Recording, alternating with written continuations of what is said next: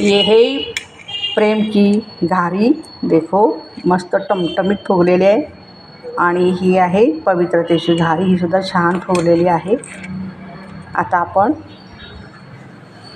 सरळतेची ही घारी बघूया, आपल्यामध्ये किती सरळता आहे.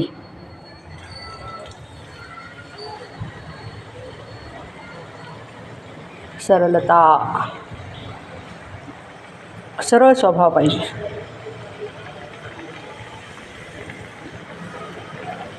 जेवढी सरळता ठेवू तेवढं आपलं जीवन सुखकर होतं, सुखदायी होतं.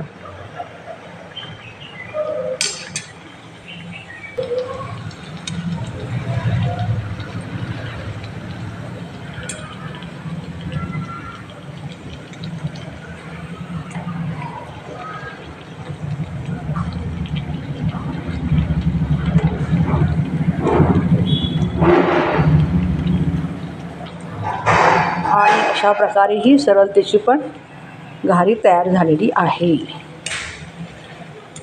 प्रत्येक घारीवरती एक एक गुण आहे आणि तो गुण आज आपल्याला आवश्यक आहे.